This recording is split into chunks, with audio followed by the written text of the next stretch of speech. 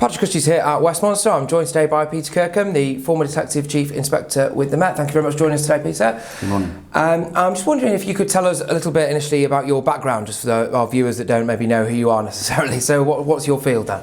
I'm a former Detective Chief Inspector in the Metropolitan Police. I did 21 years service with them in uniform and in CID. Ended up as a Detective Chief Inspector running a murder squad.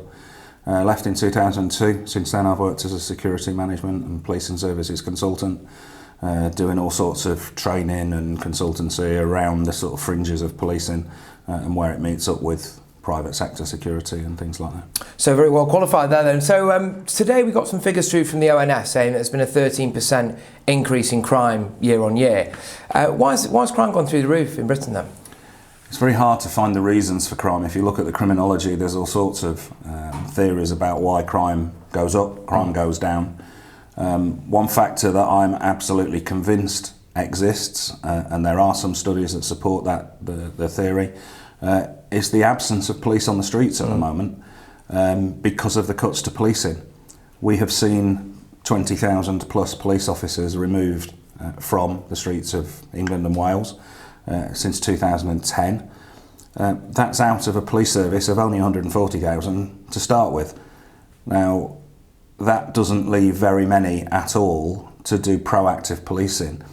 The public expect their 999 calls to be responded to. They expect their crimes, certainly above a certain sort of level of seriousness, to be investigated.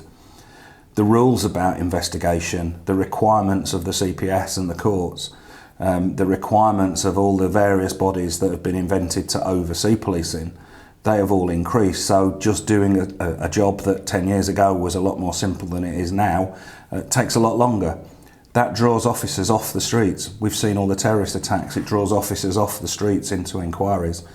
And so there's very little neighbourhood policing, very little proactive policing left anymore. You take police officers off the streets and the bad guys will run riot. That's what we're seeing. The same figures from the ONS showed a 26% increase in knife crime, a 27% increase in firearms offences, 53% increase in shotgun offences. I mean, is it fair to say that Britain's now chronically unsafe?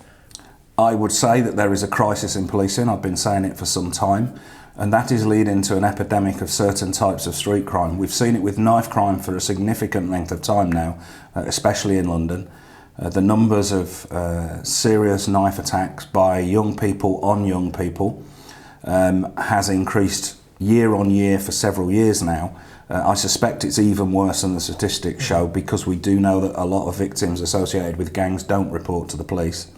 I suspect the murder statistics, which have gone up, I think they've gone up 35% this year, or by 35 this year, it was pretty much about the same sort of thing. I suspect they'd be an awful lot worse if it wasn't for the brilliant skills of the paramedics, the helicopter emergency services and the A&E doctors. I suspect we'd be seeing an awful lot more fatal attacks. So we've seen that go up. We've seen moped crime take off, partly due to the absence of police on the streets, but also due to this government undermining and attacking the police service rather than supporting them and you know, encouraging law and order. They know that they cannot be pursued, especially if they take their helmets off, because of the way that the IPCC, the Independent Police Complaints Commission, set up and certainly encouraged by this government, to really have a go at putting police officers in prison, behave when something goes tragically wrong, but partly due to the fact that there's a problem with the road traffic law. Any police response drive at the moment is technically dangerous driving due to some case law from a few years ago. This government's shown no indication of correcting that. So we've got fewer police and we've got undermined police on the streets. That is a classic recipe for the streets to become unsafe. They are becoming more unsafe by the day. I think a lot of people think there's an issue with deterrence as well. We've just seen now, if you're over 18, you have to get caught twice with acid to get 6 months in prison. Acid attacks obviously becoming rife now. And same with knife crime. They don't seem to be getting very long jail terms. You know, would you like to see an increase in deterrent and, you know, kind of move away from this soft justice, really? We definitely need deterrent sentences, certainly in crimes that are beginning to become a problem. It puts other people off the idea that there's some easy money to be made. The pursuits of mopeds would be a classic example. If we're saying to the police, you can't pursue them, if we're saying to the police, you've got cuts to your numbers, so there's fewer officers to reactively investigate them from the abandoned moped going forward or whatever, then we have to have something that deters them from committing the offences.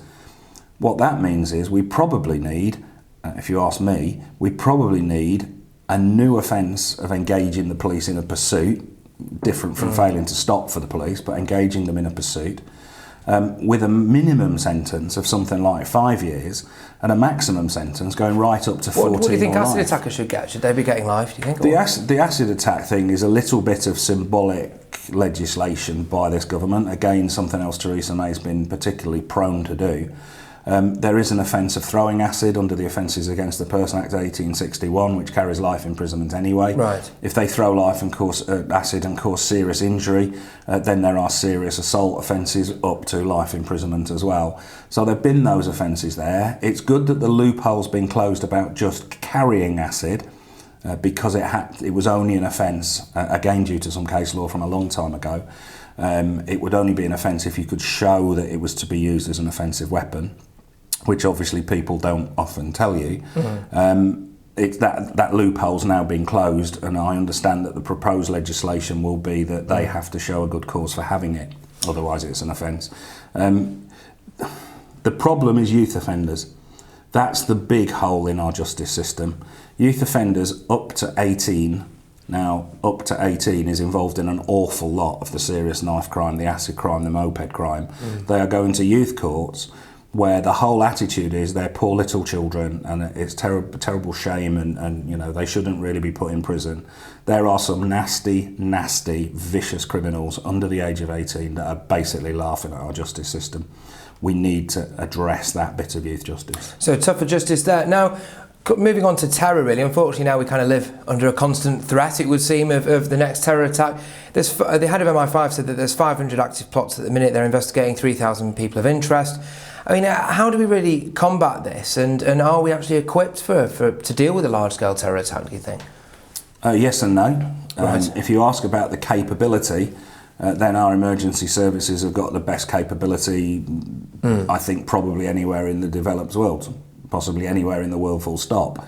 So the capability is there, but what's not there is the capacity. We've got a small number of very highly trained counter-terrorism specialist firearms officers. We've got a small number of all the specialists in all the emergency services, and they quite rightly are concentrated in the cities, but there are huge gaps once you get outside the centres of the cities.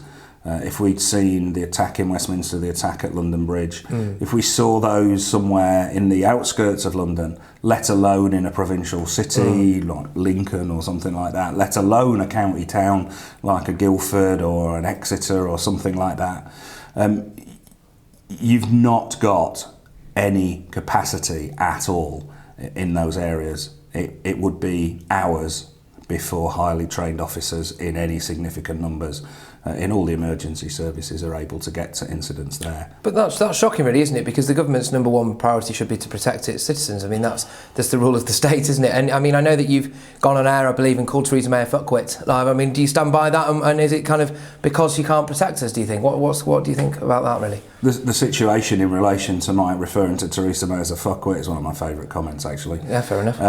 Was in the context of her saying that policing was single-minded crime fighting. It was some time ago, towards the beginning of her attack on the police service. I would stand by that. That's a fuck-witted attitude to have to policing. It isn't single-minded crime fighting. The police service has done some statistical research since, and I think it's something like 40 or 50% at best, directly or indirectly associated with crime. The rest to do with missing persons and accidents and unsafe buildings and you name it, the whole list of things that the police service get involved in. Ever more so with other services collapsing and just referring demand to the police service. The bit that's crime related is dropping every day. But in terms of what effect has she had on protecting us from things like terror attacks and things like that, though, really? Yeah, you're right. It is one of the first duties. Perhaps national security is a primary duty. The secondary duty, not very far behind it, is the security of people and the preservation of peace within the state. And I think she's been criminally negligent. I really do think she's been criminally negligent in what she's done. I understand we're the only country in Europe that has reduced the number of police officers. We've reduced the number of police officers down to 1985 levels at a time when the terror threat is higher than ever and the nature of the terrorism threat is higher than ever. Go back to the 70s and the 80s when the IRA blew something up big time. Well, you sort of threw a ring round it, the anti-terrorist lot came along, spent ages collecting everything up, and then they got on with it. That wasn't a massive call on immediate response resources. The immediate response resources were the ambulance service and rescue services. But now we've got this threat of marauding terrorists with guns or with vehicles, mowing people down up and down a street. Some of the things we've seen abroad that fortunately we haven't seen here yet. But they require multiple police resources. Take air support, for instance. The first air support that was available that attended the London Bridge incident came from just outside Oxford. We have seen, I think it's about a 35% reduction in the budget for air support in the last 10 years. It's criminally negligent to leave the country so exposed, not just to terrorist attack, but to the general rise of crime. The government keep going on about how businesses have got to step up to the mark and we've got to increase productivity, especially in the context of Brexit. And they keep saying everybody's got to do better. Well, how are businesses going to make money? How are people going to thrive if there is crime on the streets? You ask any business and they will tell you the support they get from the police service for retail theft, for fraud, for all the various other things that directly impact businesses was always poor. It was never something the police really got to in the list of things to do, and it's now totally dropped off the bottom. So just as a yes or no, really, do you think Britain is less safe under Theresa May? Significantly less safe. Yeah, and you've tweeted earlier about there being more cuts to the Met. I believe you've heard rumours there'll be more cuts. And where's that coming from, and what would the actual day-to-day impact of that be on the streets? The Metropolitan Police Service is on the point of collapse already. If these further cuts go through, it will collapse. They've suffered a £600 million reduction in their budget. Most of their budget, like most police services, comes from central government. They've suffered a £600 million cut already, the tail end of which is working its way through now. And they're now planning for another £400 million. Well, you can't take £1 billion out of the Metropolitan Police Service without there being a very significant impact on policing services. They've tried to protect police officer numbers in the Met, and it doesn't look too dramatic. They only look like they've lost 4%, 1,200 officers. Still a lot of officers, and they've all gone off the front line. By selling police stations and by taking cuts in police staff, support staff and PCSOs, but they've lost 30% of their police support staff. They've lost 65% of their PCSOs. So neighbourhood policing, which relied on PCSOs, has almost disappeared. The cops that are remaining no longer have support staff to do the admin tasks behind the arrests and whatever. So they're now doing all that admin stuff as well. So they're disappearing off the street.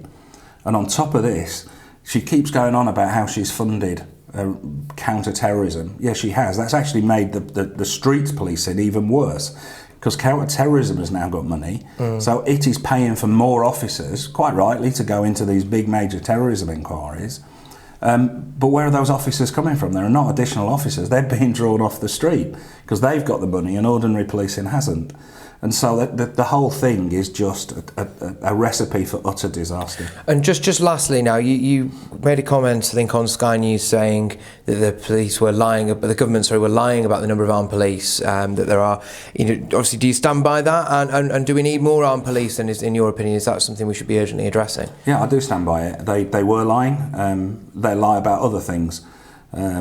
Chris Philp from Croydon recently claimed quite aggressively on a news and current affairs programme that the Metropolitan Police numbers had been steady for years and that there hadn't been a cut. It's simply a lie. They lie, misrepresent probably more than lie. If they're asked a question about police funding, general police funding, they always answer it in the context of counter-terrorism police funding. You'll hear Amber Rudd, you'll hear Theresa May saying, I've been to see the Chief Constable in the aftermath of some terrorist outrage, and I've spoken to them and they say they've got everything they need. implying they've got everything they need for everything. What they actually asked them, have you got everything you need for this terrorist incident now? And they have. They can deal with anything now for a week or two by throwing everything at it. But they are burning officers out. That is my main concern. They are destroying police officers, dedicated officers who want to do the best for the public and are doing stuff in their own time, but at the cost of their own health and the cost of their own families. Just very, very briefly now, if you had one single message to Theresa May now, what would it be? Stop doing what you're doing with policing. Reverse the cuts, listen to professional police officers, listen to anybody that knows about policing. Stop listening to people that are driven by political dogma. Stop listening to people that are marking their own homework from the reports of Tom Windsor and such like, that are now desperately scrabbling around trying to prove, in inverted commas, that the cuts that they were behind haven't had any impact. They have. Policing is in crisis. Do something about it now or you will be held responsible. Peter Kirkham, thank you very much. Thank you.